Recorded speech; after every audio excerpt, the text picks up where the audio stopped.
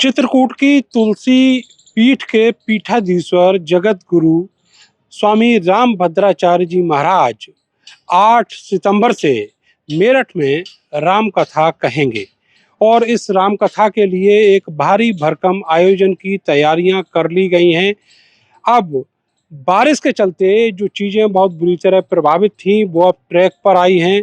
समय बहुत कम है, केवल आज और कल का समय है तैयारियों के लिए और उसके आगे से जो राम कथा है वो चलेगी अगले 8 दिन।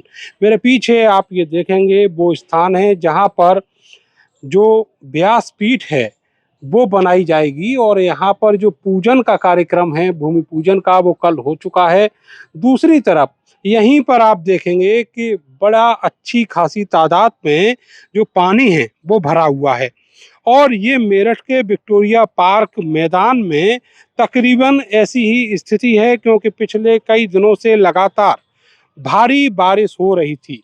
कल बारिश हुई लेकिन दोपहर बाद और उसी समय बारिश के बीच में ही ये भूमि पूजन का आयोजन यहाँ पर किया गया। एक दूसरी प्रॉब्लम यहाँ पर प्रशासनिक अनुमति को लेकर थी, उसको देर रात सॉर्ट आउट कर लिया गया है। उसको लेकर भी विरोध था जिसके चलते करीब 24 घंटे ये जो टेंट के ट्रक हैं वो यहाँ मैदान से बाहर खड़े रहे। लेकिन अब वो सारी चीज़ें लक्ष्मीकांत वाजपेयी जो भाजपा के राष्ट्रीय उपाध्यक्ष हैं उनके दखल के बाद निबट गई हैं और अब इतना बड़ा ये जो आयोजन है वो किया जाना है। उसके लिए जो तैयारियां हैं वो बहुत तेजी से चल रही हैं। सैकड़ों लोग इस मैदान में इस सामियाने को खड़ा करने के लिए लगे हुए हैं। लेकिन उससे भी बड़ी मुसीबत अभी ये है कि इस मैदान में जो पानी भरा हुआ है इसको अगले 2 दिनों के अंदर किस तरह सुखाया जाएगा।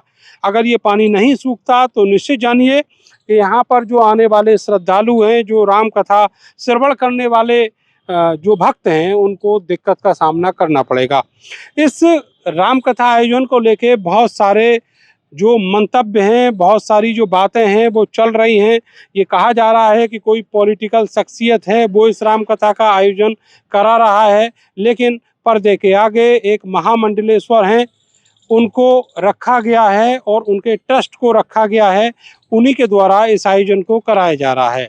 अब ये जो आयोजन है सिविल लाइन इलाके में हो रहा है, तो यहाँ पर जिस तरीके से जो रामभद्राचार्य महाराज हैं उनकी कथा आयोजनों में भीड़ जुटती है, उसको देखते हुए यहाँ ये जो मैदान है ये काफ़ी छोटा है और इस मैदान का चयन आखिर क्यों किया गया ये तो नहीं कह सकते, लेकिन इतना ज़रूर है कि उनकी जो पर्सनालिटी है और उनकी रामकथा में आने वाले जो लाखों भक्तों की तादाद रहती है उसको देखते हुए ये मैदान बहुत छोटा है, मगर इसको चुन लिया गया और अब यहाँ पर रामकथा का आयोजन हो रहा है। अब देखना ये होगा कि प्रशासनिक चाक चौबंद व्यवस्थाएँ कैसी रहती हैं, यहाँ पर पुलिस की, ट्रैफिक की व्यवस्थाएँ कैसी रहती हैं और जो लोग आने वाले हैं उनको लेकर यहाँ पर रिहाइश की और उनकी जो दैनिक क्रियाएं हैं उसके लिए किस तरह का स्पेस रहता है। मगर ये जरूर है कि मेरठ में पहली बार जो रामभद्राचार्य महाराज हैं वो अपनी राम कथा का आयोजन कर रहे हैं, तो निश्चित तौर पर उनको सुनने के लिए पश्चिमी उत्तर प्रदेश के अलग अलग जिलों से और दिल्ली एनसीआर से बड़ी भारी तादाद में जो भक्त हैं वो आएंगे। कैमरा सहयोगी सानू के साथ मैं नरेंद्र, भारत समाचार, विक्टोरिया पार्क, मेरठ।